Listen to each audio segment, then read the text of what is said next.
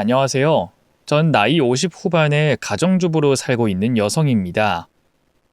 아들이 하나 있는 저에겐 몇 년 전 이 세상에 이상한 사람이 참 많다는 걸 느끼게 되는 일을 겪게 됐습니다.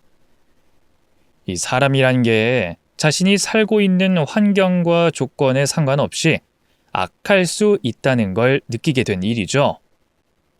그래도 그 일로 인해 우리 가족 중 누군가는 정신을 똑바로 차리게 됐고 또 가정이 화목하게 된 일이라 그렇게 속이 아픈 이야기는 아니네요. 다른 분들 이야기에 비하면 약할 수 있겠지만 그래도 제 인생에서는 가장 황당하고 어이없었던 일이고 또 가족들 중 누군가 정신을 차리게 된 일이라 의미가 있어 이곳에 이렇게 보내게 됐습니다. 그럼 제 이야기 한번 들어보시죠. 모든 부모에게 자식이 다 귀하겠지만 저희 아들은 특히나 저에게 귀한 아들이었고 아픈 손가락이었습니다. 저희가 오랫동안 아이가 없어서 고생을 많이 했었는데 그래서 자식 하나 보겠다고 안 해본 일이 없었거든요. 그러다 정말 기적같이 늦은 나이에 힘들게 얻게 된 자식이 바로 하나뿐인 제 아들이었죠. 그래서 저는 저희 아이가 태어났을 때부터 불면 날아갈까, 쥐면 쓰러질까 하며 애지중지하면서 키울 수밖에 없었습니다. 하지만 제가 그랬다고 해서 저희 아들이 버릇이 없이 자란 것은 아니었어요. 저는 곱게 키우려고 노력했지만 저희 남편은 아니거든요. 고지식한 남편은 귀한 아들인 걸 알면서도 원래 아들들은 강하게 키워야 한다며 어릴 적부터 무척 엄하게 아들을 혼내며 키웠습니다. 솔직히 제가 보기엔 그렇게까지 할 일도 아니었는데 말이죠. 말썽이 많고 까부는 애라면 몰라도 저희 아들은 가끔은 딸인가 싶을 정도로 얌전하고 유약한 성격이었거든요. 그런데도 남편은 아들이라는 이유로 저희 아이를 호되게 가르치며 키웠고 그런 남편의 빡빡한 가정교육과 훈육 때문에 아들 역시 많이 힘들어했습니다. 오죽하면 아들이 어릴 적부터 아버지가 무섭다고 아버지 앞에서는 찍소리도 못하고 지냈으니까요. 자식이 그러면 남편도 좀 봐주고 할 수 있을 텐데 제 치맛자락 붙잡고 숨는 아들을 보며 안쓰러워하는 저와 달리 남편은 그런 아들을 또 못마땅해 하며 더 엄격하게 가르치려 했습니다. 남편의 행동도 이해가 가지 않았던 건 아니었어요. 천성이 유약하다 보니 자립심이 없고 기대기 좋아하는 아이를 올바르게 키운다고 더 엄하게 키웠던 남편이었으니까요. 그러다 보니 아들과 남편은 가깝게 지내지 못했고 서로를 이해하지 못하며 두 사람 사이의 골은 점점 더 깊어질 수밖에 없었죠. 그래도 제가 나름대로 남편과 아들의 관계를 중재하려 노력할 수밖에 없었습니다. 그러다 보니 저도 두 사람 사이에서 마음고생도 많이 하고 힘들었던 적이 많았죠.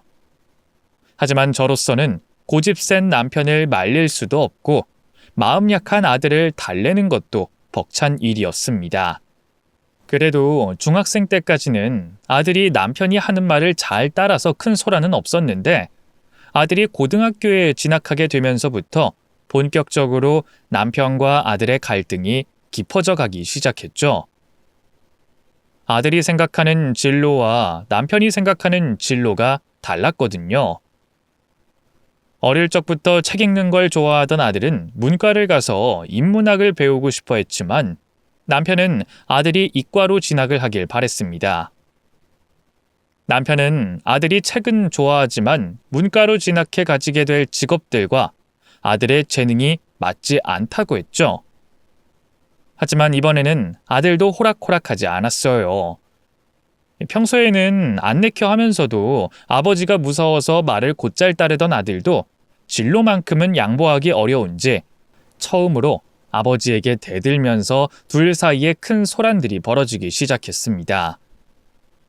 하지만 남편은 아들의 말을 들어볼 생각도 없이 강압적으로 강요했고 아들은 그런 아버지가 독단적이라며 처음으로 큰 소리를 내며 반항을 하더라고요. 결국 그 사이에서 끼인 저는 이러지도 저러지도 못하고 고생일 수밖에 없었습니다. 하지만 결국 아버지의 고집을 꺾지 못한 아들이 남편 뜻대로 이과로 진학을 하게 됐고, 남편은 부모 말 들어서 나쁠 것 없다며 그런 아들의 결정을 다행스러워했어요. 그런데 그런 아들이 고3이 돼서 남편의 뒤통수를 쳤지 뭐예요. 아버지 뜻대로 진로를 정하는 것처럼 하고서는 대학 진학은 자기 마음대로 해버린 겁니다. 남편이 뒤늦게 상황을 알고 크게 화를 냈지만 이미 입학 처리가 돼 어쩔 수 없는 일이었죠. 그리고 아들은 집에 알리지도 않고 곧장 군입대를 하게 됐고, 이후 입대 문제며 휴학이며 취업 문제까지 남편과 아들은 늘 대립각을 세울 수밖에 없었습니다. 그런데 그런 두 사람뿐만 아니라 저까지 아들과 본격적으로 갈등을 시작하는 일이 생기게 됐습니다. 남편의 예상이 맞았는지 대학 진학 후 취업하는데 어려워하던 아들은 아버지가 한 말에 따르지 않았던 걸 후회하고 있었어요. 그러나 이미 되돌릴 수 없는 시간이었고 나름대로 취업하는데 최선을 다하며 준비를 하고 있었죠. 그러다 어느 날 아들이 저만 따로 불러 조심스럽게 얘기를 꺼내더라고요. 엄마, 저 만나는 사람 있는 거 아시죠? 저 여자친구랑 결혼하고 싶어서요. 엄마는 늘 제 편이시니까 제 선택 이해해 주실 거죠? 아직은 어리다 싶었던 아들이 결혼을 하고 싶다는 말에 저는 말문이 막혔습니다. 아들은 제가 자기를 이해해 줄 거라 생각하는지 모르겠지만 제가 아무리 아들 편이라 그래도 이제 겨우 대학 졸업해서 아직 취직도 못한 아들이 결혼 이야기를 하는 건 저로서도 반길 수 없는 이야기였어요. 결혼이라니? 정원아, 너 대학 졸업하고 취업도 못한 상황이야.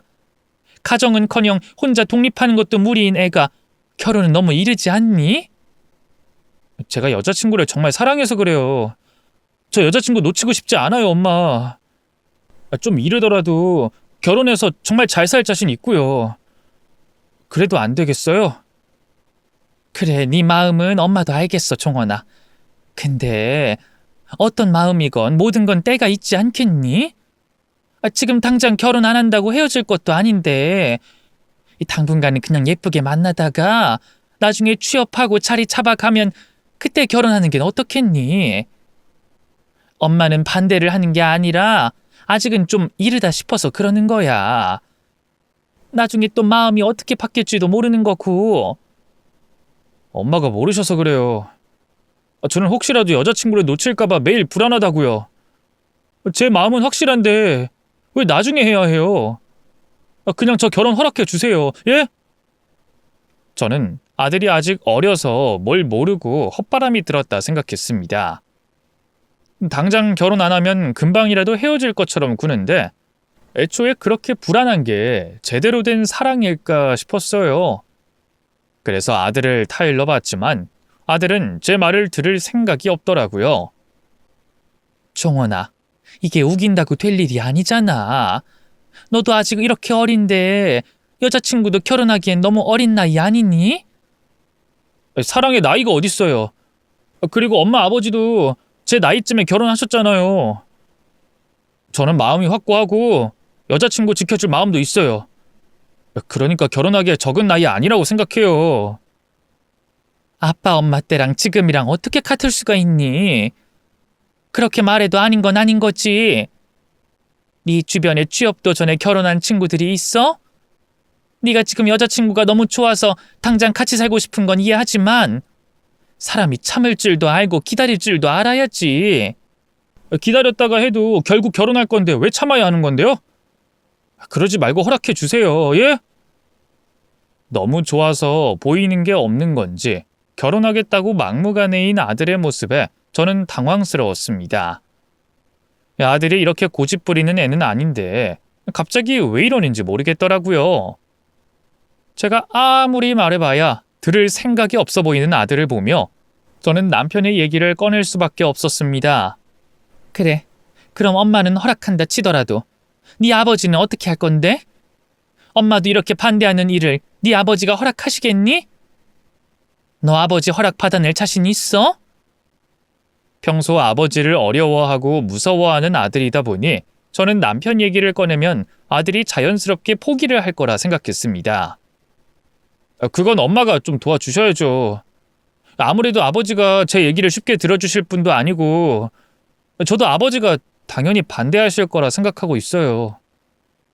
그러니까 엄마한테 먼저 말씀드리는 거 아니에요. 엄마가 아버지 좀 설득시켜 주세요. 예? 뭐? 나더러 네 아버지 설득을 시키라고? 아니, 허락을 받아도 네가 아버지께 허락받아야지. 왜 엄마한테 그러는 거야? 정원아, 너 이러면서 무슨 결혼을 하겠다고 그러니? 저도 오죽하면 이러겠어요? 저도 정말 고민 많이 했어요. 근데 마음이 안 접히는 걸 어떡해요? 당장 결혼 안 하면 헤어질 것 같단 말이에요. 그러니까 엄마가 좀 도와주세요. 엄마는 늘 제 편이셨잖아요. 예? 사랑 앞에는 보이는 게 없다더니 여자친구가 너무 좋아서 그런지 철없이 구는 아들의 행동에 저는 난감하기만 했습니다. 자기도 못할 일을 왜 저한테 부탁하는 건지. 그런 아들의 모습에 저는 더더욱 결혼 허락을 쉽게 할 수가 없었죠. 그래서 저는 급할 필요 없다고 말하며 아들을 계속 설득하려 했습니다. 지금 같은 마음으로는 남편은커녕 제 마음도 못 돌릴 테니 차라리 취업이라도 하고서 말을 해보라고 말이에요. 하지만 제가 아들을 설득하려 할수록 아들의 고집도 강해졌습니다. 되려 저를 붙잡고 자기가 만나는 여자친구가 얼마나 좋은 사람인지 자꾸 저를 설득하려고 하더라고요. 엄마가 무슨 걱정하시는지 저도 알아요. 취업도 안 하고 기반도 없으면서 결혼하겠다니 우스우시겠죠. 근데 저도 생각 없이 결혼하겠다고 하는 건 아니에요. 사실 혜민이 아버지께서 사업하고 계시거든요. 규모가 크진 않지만 매출도 잘 나오고 꽤 괜찮은가 봐요. 안 그래도 중소기업이라 늘 일손 딸린다고 하시는데 제가 일 도와드리면 좋지 않겠어요? 그럼 저도 취업 걱정 없고 결혼 걱정도 없어지는 거잖아요. 그러니까 엄마가 아버지 결혼 허락만 해주시면 아무 문제 없는 거죠. 자기네들 딴에는 다 계획이 있는 건지 그런 말까지 하는 아들을 보며 저는 결국 두 손 두 발 들게 됐습니다. 이미 제가 말린다고 들을 것 같지도 않고 생각이 확실해 보여서 결국 어쩔 수 없이 남편에게 아들의 이야기를 전하게 됐습니다. 그래서 둘이 얘기도 다 되어 있고 당장이라도 결혼하고 싶은가 봐요. 내가 좀 기다려봐라 하는데도 뭐가 급한지 자꾸 결혼시켜달라 그러네. 그래도 들어보니 그 집에서 사업도 하시고 사위한테 일도 시켜주신다고 나쁜 것 같진 않던데? 어때? 당신 생각은 어때요? 아들의 성화에 저도 어쩔 수 없이 남편에게 말을 꺼냈지만 역시나 남편의 반응은 냉담하기만 했습니다. 뭐? 그래서 지금 종원이 결혼시키자고? 걔가 지 혼자 뭘 할 줄 안다고 그런 소리를 해? 나 참 기가 막혀서 오랫동안 취업 준비하더니 생각이 이상한 쪽으로 튀는 거 아니야? 그래서 뭐 그 집에서 일자리 주고 대릴 사위라도 시키겠다고 장가가겠다 이거야? 글쎄 나도 모르겠지만 결혼이 꼭 하고 싶은 모양이에요. 나도 말려보고 타일러 봤는데 얘가 말이 안 통하네. 오죽 좋으면 그럴까 싶기도 하고. 말도 안 되는 소리 하고 있어. 좋으면 다 지 마음대로 해도 되는 거야? 지 몸 하나 관수 못하는 놈이 무슨 결혼을 한다고? 헛소리 하지 말라 그래. 역시나 남편에게는 씨알도 먹히지 않았고 저는 아들에게 그 일을 전할 수밖에 없었습니다. 그런데도 아들은 자기도 더 양보하지 못하겠다며 끝까지 고집을 피우더군요. 그래도 아버지 말은 무서워하는 아이니까 포기하겠지 생각했지만 이번엔 아들의 고집이 만만치 않았습니다. 이번에 결혼시켜주지 않으면 평생 독신으로 살겠다며 협박까지 하더라고요. 결국 자식 이기는 부모 없다는 말처럼 남편은 한숨을 내쉬며 아들의 요구대로 여자친구 되는 아이를 인사시키라는 말이 나왔습니다. 남편은 항상 그랬어요. 아들과 대립을 하면서도 결국엔 마지못해 아들의 선택을 도와주던 사람이었죠. 이번에도 그렇게 아버지의 허락이 떨어지자마자 아들은 신이 나서 날짜를 잡고 여자친구를 집으로 데려왔습니다. 그렇게 예비 며느리 될 아이를 처음 보게 됐는데 그동안 아들이 칭찬을 하던 것과 달리 저는 실망을 감출 수가 없었습니다. 애초에 어리고 철없다 싶어 별 기대도 없었지만 개념이 없어도 너무 없어 보인다 싶더라고요. 아무리 애들이라 그래도 때와 장소라는 게 있는 건데 예비 시부모님 될 사람들을 만나러 오는 복장부터 어디 나이트를 갈 것처럼 헐벗고 와서는 행동부터 하는 말 하나하나 개념이 없었습니다. 친구 부모님을 뵈도 그렇게는 안 할 것 같은데 마치 자기 친구 집에 온 것처럼 격없이 행동하는 모습에 저는 실망을 넘어 충격을 받을 수밖에 없었어요. 집에서 얼마나 오냐오냐 자란 건지 그냥 철이 없다는 말로는 표현이 부족할 것 같았죠. 그리고 그런 며느리의 모습을 보자 생각 없이 떼를 쓰던 아들이 여자친구의 영향을 받은 건 아닌가 걱정이 되기까지 했습니다. 그래서 제 기준에서는 도저히 며느리로 받아들일 수 없는 수준이라 생각했죠. 남편도 역시 이건 아니다 싶었는지 여자친구를 데려와 보라며 어렵게 결심한 것과 달리 다시 아들의 결혼을 반대하고 나왔습니다.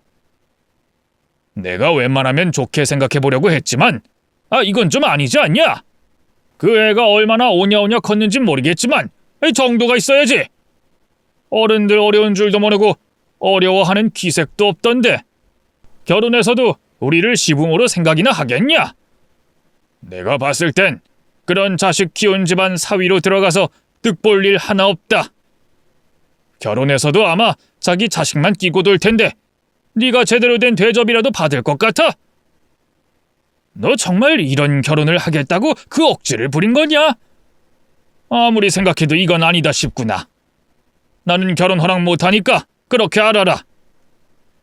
결국 아들은 남편의 반대로 인해 결혼을 미룰 수밖에 없었고 그렇게 결혼이 자꾸만 늦어지자 참다 못한 아들이 기어이 저희에게 큰 소리를 내더라고요. 엄마 아버지는 혜민이 가지고 나무라실 자격 없으세요. 혜민이가 오냐오냐 자라서 버릇이 없다고요? 저는 오히려 그런 혜민이가 부럽네요. 혜민이처럼 부모님한테 조건 없이 사랑받아봤으면 제가 이렇게까지 결혼에 목매겠어요? 저는 이제라도 좋은 사람 만나서 행복해지고 싶은 거라고요. 아버지가 저한테 이래라 저래라 할 자격 있으세요? 저한테 해주신 게 뭐가 있는데요? 혜민이 아버님처럼 취업시켜 주실 수 있으세요? 아니면 어디 든든한 백이라도 있어서 회사에 꼽아 주실 수는 있어요? 그럴 능력도 자격도 없잖아요. 그런데 두 분이 허락 안 하시면 저도 어쩔 수 없죠. 저도 이제 성인이고 결혼은 제 선택만 있으면 그만이니까요. 끝까지 허락 못 하시겠다면 저도 연 끊고 저희끼리 결혼해서 사는 수밖에 없겠네요. 아들은 그 집 부모와 저희를 비교하는 소리를 하더니 기어이 부모 자식 간의 연을 끊겠다며 협박을 해왔습니다. 남편과 저는 아들이 하는 말에 큰 충격일 수밖에 없었죠. 아들이 저렇게까지 말하니 이제 저희 힘으로는 말리지 못하겠다는 생각이 들더라고요. 결국 남편은 아들의 결혼을 허락할 수밖에 없었습니다. 남편이 그동안 아들을 엄하게 키웠지만 그건 다 자식을 위하는 마음이라는 걸 같은 부모인 저는 모르지 않았어요. 남편은 아들이 자기 욕심에 진학한 대학에서 취업을 못하고 오랫동안 고생하자 그것마저 도와줄 능력이 없는 자기 탓이라며 자책을 하곤 했었거든요. 그랬던 남편은 마치 아무것도 해준 게 없는 것처럼 결혼마저 알아서 하겠다 하는 아들의 말에 상처를 많이 받은 것 같았습니다. 그래서 결국 아들에게 져줄 수밖에 없었겠죠. 그렇게 남편은 아들의 결혼을 허락할 수밖에 없었고 결혼이 늦어진 만큼 상견례를 서둘러 준비하게 됐습니다. 자식이 한 명밖에 없었던 저희에게 처음이자 마지막 상견례 자리였으니 긴장이 될 수밖에 없었습니다. 평소 긴장을 잘 하지 않는 남편도 그날은 조금 긴장한 모습을 보였죠. 그래서 상견례를 할 식당으로 원래 출발하던 시간보다 더 일찍이 출발하게 됐습니다. 서울의 주말 교통 사정상 많이 지체될 수도 있었으니 앞에서 기다리더라도 먼저 도착하자는 생각을 하고요. 그런데 식당으로 가던 중에 차 대 차 사고가 생기면서 불가피하게 도로 위에서 시간을 버리게 됐죠. 거기다 하필 잘잘못을 따져야 하는 사고여서 보험사 차량과 경찰차가 올 때까지 기다려야 했어요. 그나마 다행히 조수석에 타고 있던 저는 사고와 무관하다고 경찰이 판단을 해줘서 먼저 움직일 수 있었고, 남편은 저라도 먼저 상견례 장소로 출발하라고 했습니다. 황급히 차도를 둘러나가 택시를 잡았던 저는 상견례를 하는 식당으로 바로 출발하게 됐죠. 하지만 이미 도로에서 시간을 너무 많이 버린 탓에 여전히 교통체증으로 막혀있는 도로 사정으로 결국 상견례 장소에 늦게 도착하게 됐습니다. 사고가 났을 때부터 아들에게 계속 피치 못할 사정을 알리고 있었지만 어쨌거나 처음 사돈분들을 뵙는 자리에 지각을 했다는 게 죄송할 뿐이었죠. 그래서 제 몰골이 어떤지 확인하지 못하고 급히 식당 안으로 들어가 상견례를 할 방안으로 안내를 받고 들어가게 됐어요. 그런데 문을 열자마자 보여야 할 아들은 보이지 않았고 잔뜩 상기되어 자리에서 일어나 있는 사돈과 나머지 식구들이 앉아있는 광경을 보게 됐죠. 역시 아들이 저희가 사고 난 지점으로 찾아가느라 길이 엇갈린 건가 싶었어요. 그래서 사돈들께 늦어서 죄송하다고 고개를 연신 숙이며 제 아들의 행방을 묻게 됐죠. 그런데 사과를 하며 신랑 측 가족이 앉을 자리 쪽으로 들어오니 아들이 의자 뒤에서 엎드려 뻗치고 있는 겁니다.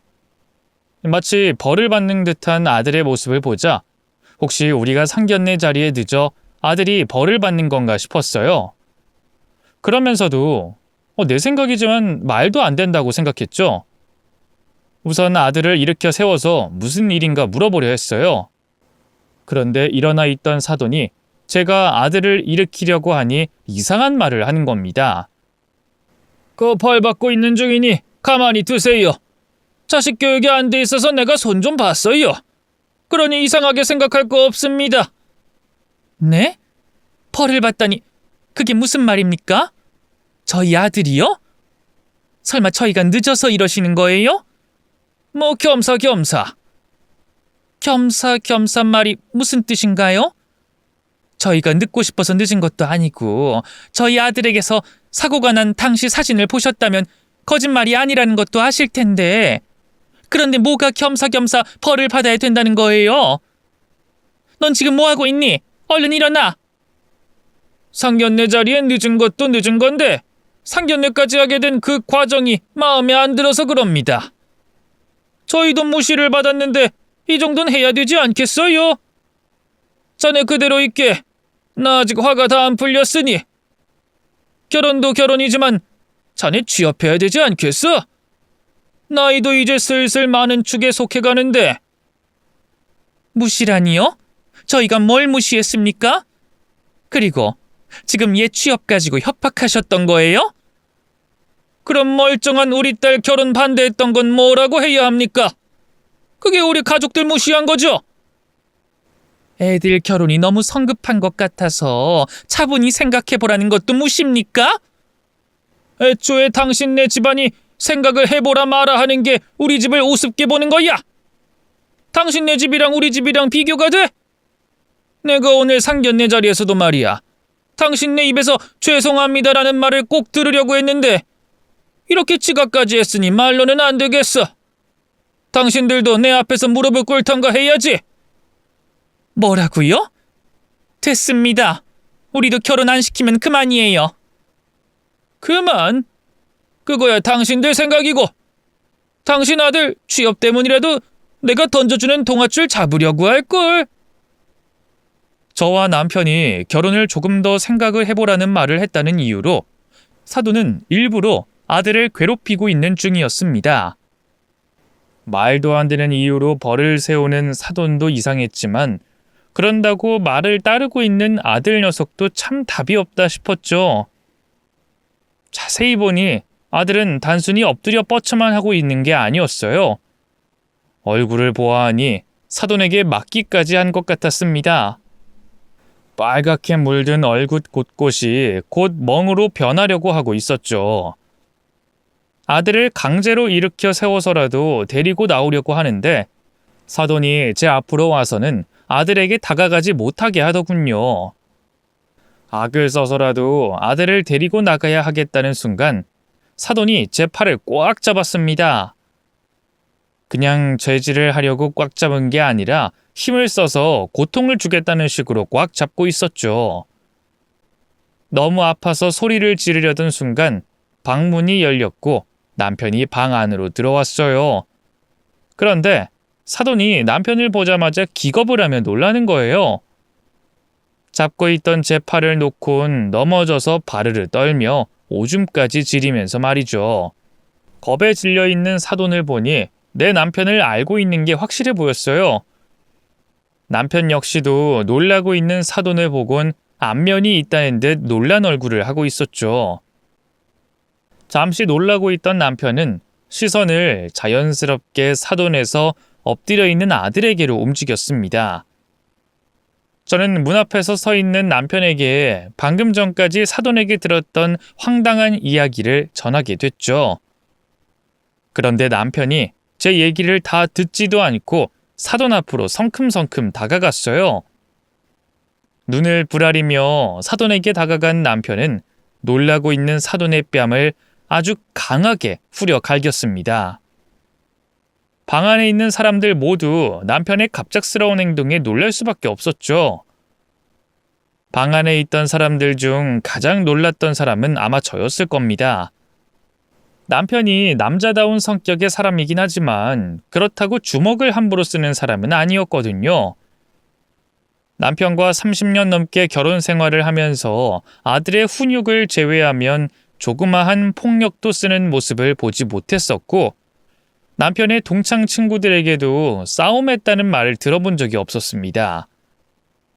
그런 남편이 제 이야기를 다 듣기도 전에 또 무슨 상황이 벌어지고 있는지 아직 모르는 상황에서 다짜고짜 사돈의 뺨을 퍽 소리가 날 만큼 후려 갈겼으니 누구보다 제가 놀랄 수밖에 없었죠.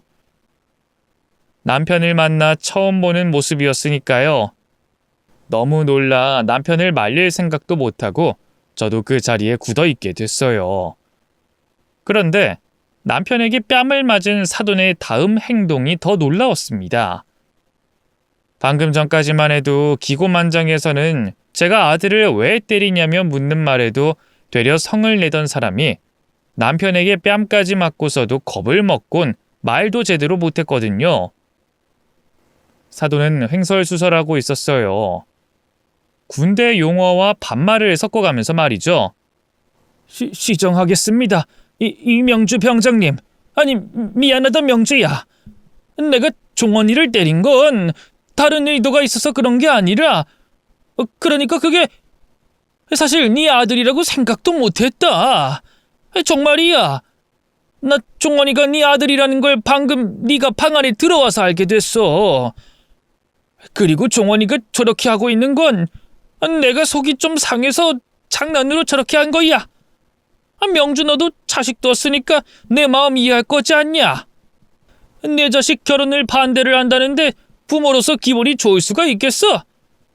그래서 오늘만, 딱 오늘만 내가 그 서운한 마음 표현하려고 저렇게 한 거라니까. 그리고 심하게 하지도 않았어. 때리는 것도 하는 척만 그런 거지 아프게 하지도 않았다니까. 종원이도 누군가의 소중한 자식일 텐데 내가 어떻게 진심으로 때리고 괴롭힐 수 있겠어? 딴 사람인 것 마냥 180도 변한 사돈은 남편에게 쩔쩔매며 아들에게 했었던 행동을 해명하고 있었습니다. 그런데 남편은 사돈의 말을 듣지도 않고 있더라고요. 사돈을 죽일 듯이 쳐다보던 남편은 사돈 입에서 나오던 말을 끊고 화를 내기 시작했죠. 박민규, 너 아직도 정신 못 차렸냐? 아직도 남들 괴롭히는 그 못된 짓 하고 다니는 거야? 어렸을 때야 몸에 혈기가 넘쳐서 그렇게 했다 쳐도 그 나이 먹고도 이런 짓을 하고 다녀? 다른 사람들 보기에도 부끄럽지 않냐? 그리고 내가 이런 짓 하고 다니지 말라고 몇 년 동안이나 말을 했는데 아직도 이런다고? 이 정신 나간 놈이. 역시 너 같은 놈은 말로 해서는 안 돼. 옆에서 누가 계속 때리고 혼을 내야 정신 차리지. 그렇지? 오늘 너 오랜만에 나한테 교육 좀 다시 받아보자. 명주야, 이러지 마. 우리 나이에 무슨 교육이야. 거기다 가족들 다 있는 앞에서. 여보, 당신이 명주 좀 말려봐. 당신은 도대체 사돈이랑 무슨 사이길래 이렇게 겁을 먹어? 그리고 사돈, 저희 남편이 과한 측면은 없지 않아 있습니다만 장인 될 사람으로서 사위 교육은 할 수 있지 않습니까? 그걸 가지고 가족들, 그것도 애들이 보는 앞에서 사람 뺨을 때리시면 어떡하세요? 거기다 교육을 하겠다니? 그건 또 무슨 말씀이세요? 무슨 교육을 하시는데요? 왜요? 방금 전처럼 폭력이라도 휘두르시게요? 사돈은 남편을 피해 안사돈 뒤로 숨었고, 안사돈은 사돈을 교육시키겠다는 남편에게 맞서 방금 전 행동이 과하지 않냐며 따지고 들었죠. 저도 가만히 있을 수는 없었습니다. 먼저 경우 없는 행동을 해놓고 뻔뻔하게 큰소리치고 있는 안사돈에게 저 역시 아들 일에 대해 따지고 물으려 했어요. 그런데 그때 남편이 다가오고 있는 저를 팔로 가로막곤 자신이 왜 사돈을 교육시켜야 하는지 말을 하기 시작했죠. 내가 원래 저놈 교육시키던 놈입니다. 내가 저놈 인간 만들어주던 담당 선생 같은 사람이었다고요. 야 박민규, 네 입으로 말해봐. 너 지금 그만큼 사는 거 누구 때문이야? 내 교육 없었으면 너 이렇게 살았을 것 같아? 무슨 말씀하시는 거예요? 우리 남편을 그쪽이 인간 만들었다니, 담당 선생이라니, 그 말들이 도대체 무슨 말이냐고요? 말 그대로입니다. 내가 어렸을 적부터 저 자식이 인간 만든다고 내 공부하는 시간까지 줄여갔던 사람이에요.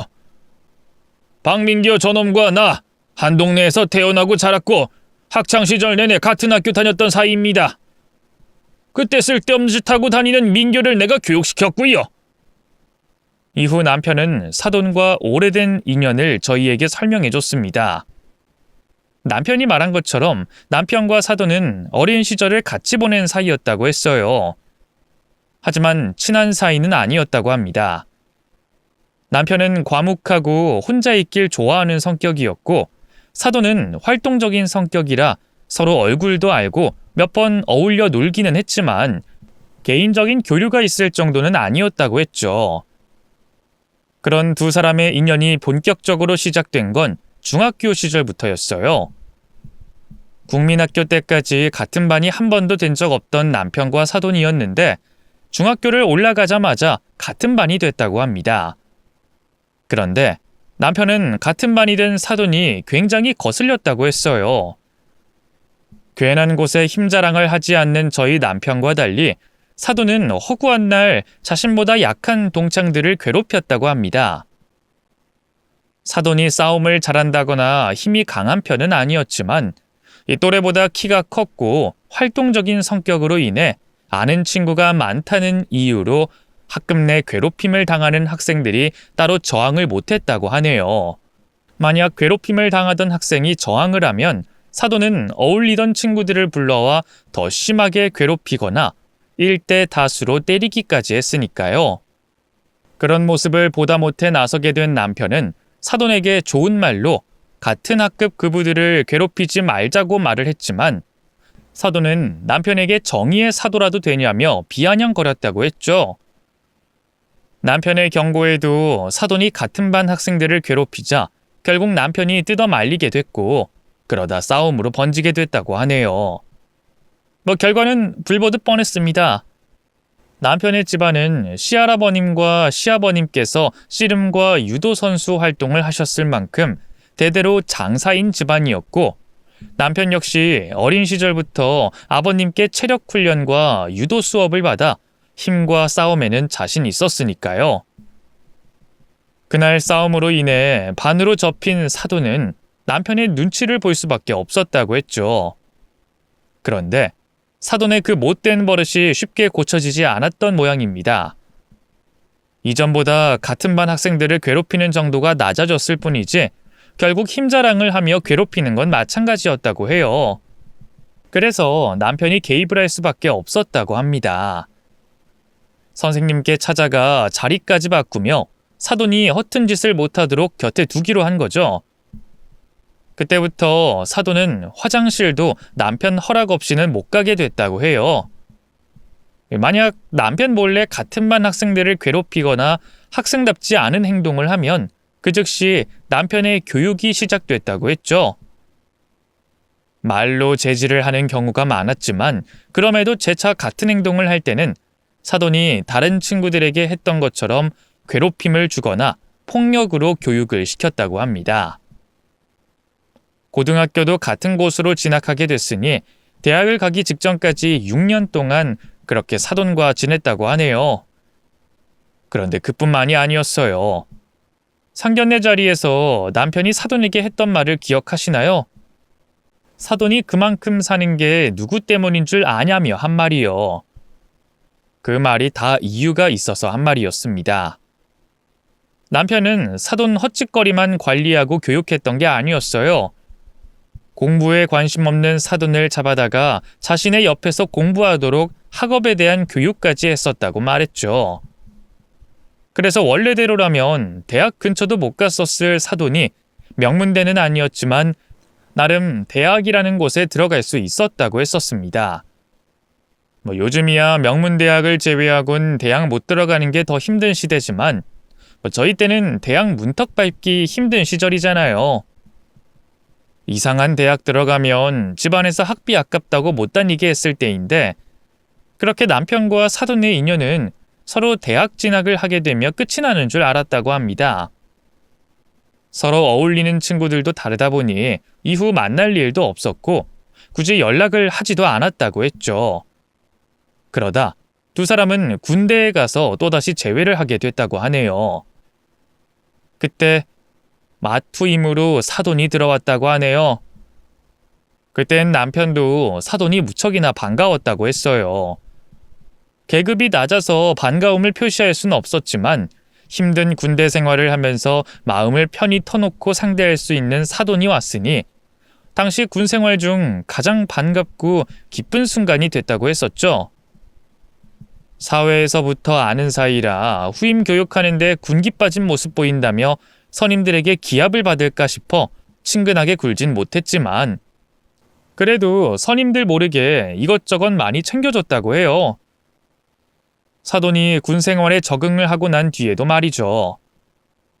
그렇게 서로에게 의지가 되며 군 생활을 보내게 될 줄 알았는데 이번에 또 사돈의 그 못된 성격이 문제가 됐다고 합니다. 후임들을 상대하는 문제로 말이죠. 여기 계신 분들 역시 해병대 군기에 대해서는 익히 아시곤 계실 거예요. 남편 이야기를 들어보니 고문이라고 생각될 만한 행동도 선임이 후임에게 시키면 해야 된다고 하더군요. 남편은 천성이 사람 괴롭히는 걸 이해 못하고 싫어하는 편이라 계급이 올라가면서도 이유 없이 후임을 괴롭히지 않았다고 합니다. 자기 기분이 나쁘다거나 장난을 친다고 후임을 괴롭힌 적이 없었다고 했죠. 물론 선임들이 있었기 때문에 어쩔 수 없이 집합을 걸고 기강을 잡는 경우는 있었지만 개인적인 일로는 절대 건든 적이 없다고 했었죠. 그런데 사돈은 정반대였다고 합니다. 오히려 군대 내에서 더 악랄하게 행동했다고 했었죠. 하기사 기수 차이로 계급 하나로 절대 권력을 얻게 되는 구조다 보니 이 사람을 밑에 두는 걸 좋아하는 사돈 성격에는 최적의 환경이 됐을 거예요. 그래서 정말 악랄하게 후임들을 괴롭혔다고 합니다. 못된 짓을 하는 선임들이 혀를 내두를 정도로 말이죠. 다른 선임들은 사돈이 선을 넘는 행동을 후임들에게 해도 따로 제재를 하지 않았다고 했어요. 그렇게 해야 후임들의 군기가 잡힌다고 생각했고 혹시 문제가 돼도 사돈이 혼자 덤터기를 쓸 테니 남의 고통을 강 건너 불구경하듯 지켜보고만 있었던 거죠. 이번에도 남편은 그 상황이 거슬렸다고 했습니다. 군대를 나가서는 다 같이 친구하고 형 동생하는 사이일 텐데 겨우 몇 주 먼저 들어왔다는 이유 하나로 말도 안 되는 억지를 부리며 사람을 괴롭히고 있었으니까요. 그렇다고 마투이민 사돈에게 곧장 혼을 내기에는 다른 선임들 눈치도 보이고 후임들 군기 잡는데 좋을 것 같진 않아 따로 불러 적당히 하라고 말을 했다고 합니다. 그런데 그땐 사돈이 겁을 상실했던 때였다고 했어요. 남편보다 선임인 사람들이 후임들을 괴롭히는 사돈의 행동에 웃고 즐기고 있었으니 든든한 백을 뒀다고 생각하고 말이죠. 보통 사람들이라면 자신이 괴롭힘을 당하는 것도 아니고 사돈이 등에 업은 선임들이 무서워 가만히 있었을지도 모르겠지만 남편은 달랐습니다. 그렇다고 가만히 있을 사람이 아니었죠. 남편은 그날부터 이제까지 단 한 번도 후임들에게 하지 않았던 해병대 악습과 기합을 사돈에게 줬다고 했습니다. 남편 성격이 한다고 하면 이 악물고 도를 넘어서까지 하는 성격이라 아마 학창시절 교육을 받았던 것보다 몇 배는 더 힘든 일을 겪었을 거예요. 사람 괴롭힐 수 있는 방법이란 방법은 다 생각해내서 사돈이 후임들 괴롭힐 시간을 만들지 않았다고 했죠. 그러다 남편도 사돈도 계급이 높아지자 남편이 후임들 눈을 신경 써서 괴롭힘을 멈춰줬다고 하네요. 물론 사돈이 정신을 차렸을 거라고 생각하고 말이죠. 하지만 또다시 후임들을 괴롭히기 시작한 사돈을 보고 가망이 없다고 생각한 건지 기수열애라는 행동을 했다고 합니다. 제가 남편이 하는 설명을 제대로 이해한 건진 모르겠지만 기수열애란 같은 부대 사람으로 취급하지 않는 거라고 들었어요. 그러니까 후임들은 선임 대접을 하지 않는 거고 선임들은 같은 부대 사람 취급을 하지 않는 거죠. 그런다고 사돈의 못된 성격이 고쳐지는 건 아니었지만 어쨌거나 후임들은 사돈의 괴롭힘에 벗어날 수 있게 됐다고 했습니다. 이후 남편은 군대를 전역하기 전까지 사돈에게 몇 번이나 정신 좀 차리라며 그 못된 성격을 고치라고 조언을 했다고 말했어요. 전역을 하고 나서는 사돈을 다시 만나지 못했다고 했고요. 그러다 시간이 아주 많이 흐르고 나서 상견례 자리에서 사돈을 마주치게 된 거죠. 그 나이를 먹고도 아직 못된 습관을 고치지 못한 사돈을 말이에요. 널 정말 어떻게 해야 되는 거냐? 지금 내 아들한테 하는 짓거리 보니까 이제까지 살아오면서 계속 사람들 괴롭히고 살았을 것 같은데 나이가 들어서도 사람 괴롭히고 우위에 서 있는 게 재밌는 거야? 아무래도 너는 내가 주기적으로 교육을 시켜야 되겠다. 오늘이 내가 너한테 오랜만에 다시 교육하는 날이 될 것 같고 이리 와. 이리 와서 네 가족들에게 네가 어떻게 살았는지 한번 보여주자. 명주야, 이러지 마. 네가 생각하는 그런 거 아니래도. 그 뭐야, 그 투정. 그래, 그 투정 같은 행동이었어. 자식 결혼 문제로 너도 내 입장이었다면 기분 나빴을 거 아니야. 그래서 다 같이 모인 자리에서 가볍게 웃고 끝내려고 한 행동이라니까. 앙금 하나 없이 너를 대하려고. 진짜 세게 때리지도 않았어, 정말이야. 늙어서 그런가? 어째 예전보다 변명하는 실력은 떨어졌다. 너 정원이 제 꼴을 보고도 그 말이 나와? 조용히 하고 우리 오랜만에 만난 회포나 풀자. 남편은 사돈의 말에도 아랑곳하지 않고 혼쭐을 내주기 시작했죠. 안사돈과 며느리가 제 남편을 말려보려 했지만 자기들도 제 아들에게 한 행동들을 직접 보고 방관을 해서 그랬는지 적극적으로 말리진 못하고 있었죠. 이후 사돈을 엉망으로 만든 남편은 아직 화가 덜 풀렸지만 딱 우리 아들이 당한 만큼만 되돌려주는 거라고 말을 하곤 사돈 교육을 멈췄어요. 그리곤 아들에게 이래도 이 집안 사람과 가족이라는 인연을 맺고 싶냐고 물었죠. 넌 이래도 이 집안 사람들이랑 한 가족으로 지내고 싶냐? 부모가 말리는 결혼 끝까지 하겠다고 나서서 결국 그 꼴 그 모양이 되니까 이제 속이 시원해? 네가 말했던 그 잘난 집안의 사위 대접이 이거야? 정신 나간 놈. 이제까지 너 잘 되라고 잔소리했었고 네가 뻔히 낭떠러지로 가는 선택을 해도 존중해 주려고 했다. 나는 내 자식이 낭떠러지로 떨어지는 꼴을 볼 수 없으니까 반대를 하다 보니 너랑 대립을 하게 됐지만, 근데 오늘부로 너랑 대립하는 것도 그만하련다. 결국 된장인지 똥인지 찍어 먹어봐야 성이 풀리겠다는 놈한테 말해서 뭐해? 이 결혼 네 마음대로 해라. 우리 없이 식을 올리든 말든 신경 안 쓰고 말리지도 않을 테니 너 하고 싶은 대로 해. 당신도 이런 놈한테 휩쓸릴 필요 없어.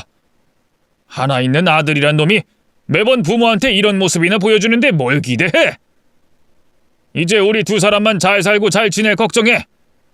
저 녀석은 지 장인 되는 놈한테 얻어 터지든 고문을 받든 지가 좋아서 선택한 일이니 신경 쓰지 말고. 아들에게 마음대로 하라는 말을 남긴 남편은 저를 데리고 집으로 갔어요. 한다면 꼭 하고야 마는 남편이었기 때문에 아들 일에 대해서 다시 생각해보라는 말은 꺼낼 생각도 안 했습니다. 저도 아들에 대한 실망감이 크기도 했고요. 부모 반대 무릅쓰고 하게 된 결혼이면 자신 말 맞다나 좋은 모습을 보여줘도 모자란 마당에 장인이 말도 안 되는 이유로 맞으라고 한다고 맞고 얼차려까지 받고 있었으니 저도 아들에 대한 실망감이 이만저만이 아니었죠. 제가 남편만큼 모질 수 있을진 모르겠지만 저도 이번 일을 예전처럼 아들 편에 서서 넘어가지 않으려고 했어요. 그렇게 굳은 다짐을 하고 집으로 들어와 흥분된 마음을 진정시켜 보려고 차를 끓이고 있었는데 아들이 곧장 저희를 따라 집으로 들어왔죠. 집으로 들어온 아들은 저와 남편 앞에 무릎을 꿇고는 잘못했다며 빌기 시작했습니다. 아버지, 어머니, 제가 잘못했어요. 앞으로는 제가 멍청한 짓 하지 않을게요. 제 고집만 부리지 않고 두 분 말씀 새겨 듣겠습니다. 그러니 화 푸세요. 결혼 때문에 이런 거라면 소용없다. 우린 네 결혼 말리지 않아. 이 사람도 그러기로 했어. 어차피 너 이전에 결혼하겠다고 고집 피울 때 우리 허락 없이 혼인신고하겠다며. 이제 말릴 사람 없으니 네가 원하는 대로 해라. 그리고 이제 그 집 사위가 아니라 아들 놈이 돼서 잘 먹고 잘 살면 된다. 우리도 너한테 자식 노릇 바라지 않을 테니 아까 말한 것처럼 그 집 종이 돼서 처맞고 살든 백년 손님 대접을 받든 이젠 우리와 상관없는 일이야. 저 혜민이랑 결혼 안 해요. 아버지 어머니 나가시고 나서 결혼 없었던 일로 하자고 말하고 나왔어요. 다른 것보다 아버지 어머니께 너무 죄송해서 그 집안하고 결혼 안 하기로 한 거예요. 죄송해요. 저 때문에 이상한 일까지 겪게 만들어서. 저 이제 정신 차릴 테니까 믿어주세요. 이젠 쓸데없는 제 고집 부리지 않을 거예요. 사실 제가 아버지 하시는 말씀 무시하면서까지 고집 부렸던 건 제가 한 선택이 더 나을 수 있다는 걸 보여드리고 싶어서 고집을 피웠던 거예요. 근데 매번 아버지 말씀이 맞으니 더 오기가 생겨서 이번 결혼도 부모님께서 반대를 하시니까 보란듯이 잘 사는 모습 보여드리고 싶어서 더 고집 피웠던 거예요. 그런데 정말 아버지 말씀대로 똥인지 된장인지 직접 찍어 먹고 된통 당하니까 이제 알겠어요. 제가 선택한 것들이 전부 객관적으로도 잘못된 선택이었다는 걸요. 그래서 이제 부모님 말씀 무조건 무시하지 않고 새겨 들으면서 결정할게요. 못난 아들 용서해 주세요. 아들에게서 처음으로 들어본 말이다 보니 저는 순간 혹했습니다. 그런데 남편은 눈 하나 깜짝하지 않고 믿지 못하겠다는 표정을 짓고 있더라고요. 그리고 아들의 말이 끝나자마자 다른 말 없이 방에 들어가 버렸죠. 이후에도 남편은 아들의 말을 믿지 않는 듯해 보였습니다. 저도 상견례에서 당한 일이 있었기 때문에 남편에게 아들의 생각을 재고해달라는 말을 하지 않고 있었죠. 아들은 자신의 진심을 몰라준다고 생각할 수 있는 상황에서 전과는 다른 모습을 보였습니다. 이전 같았으면 자신의 마음을 몰라준다며 금방 틀어진 모습을 보였을 텐데 이번엔 착실하게 자기가 할 행동하면서 과거 남편이 말했던 자격증 시험 준비를 하더라고요. 잠깐 동안이 아니었어요. 몇 달이 지나도 꾸준하게 자신이 뱉은 말을 지키고 있는 아들은 남편의 마음을 움직이게 만들었습니다.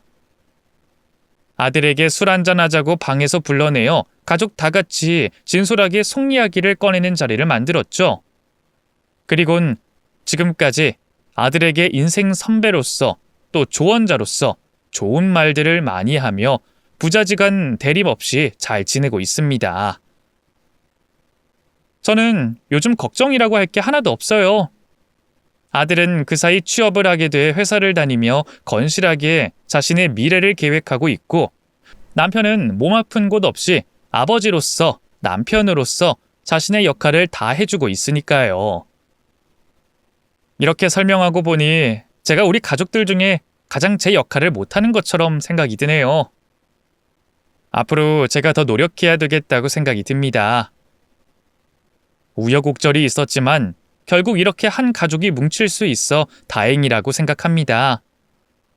한편으론 그 일이 없었다면 과연 지금도 이렇게 온 가족이 둘러모여 웃을 수 있었을까 생각도 해요.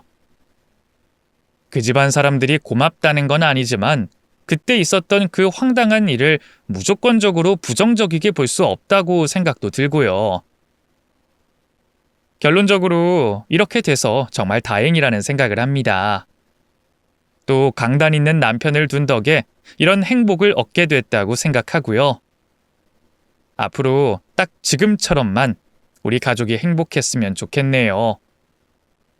제 이야기는 여기까지고 이제 인사를 드린 뒤 마치겠습니다.